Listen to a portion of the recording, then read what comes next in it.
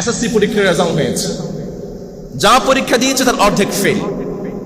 এখন এই ফেলের জন্য কি আমাদের সন্তানদেরকে শুধু দায়ী করবেন? এই জন্য শিক্ষকদের দায়ী আছে না নেই? আমাদের শিক্ষকরা কি করে? একই পাশে সে শিক্ষক, একইভাবে সে রাজনীতিবিদ, একই পাশে সে ব্যবসায়ী।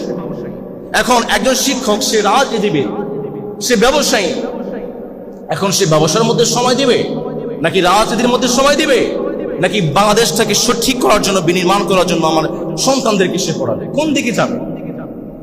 এটা কেমন কালচার শুরু হয়েছে? গভর্নরকে বলছি, সরকারকে বলছি, আমাদের শিক্ষকদেরকে যথোপযুক্ত সর্বোচ্চ সম্মান দিতে হবে, যেন আমার শিক্ষকরা রাজনীতির পেছনে, ব্যবসার পেছনে ছুটতে না হয়। তারা যেন সব সময় আমার সন্তানদেরকে মানুষ করার জন্য সময় দিতে পারে। এটা আমার সরকারকে নিশ্চিত করতে হবে। না হয় যে অবস্থা শুরু হয়েছে, এমন ভাবে যদি চলতে থাকে, আগামী বাংলাদেশ এক অন্ধকারের মধ্যে পড়তে যাচ্ছে।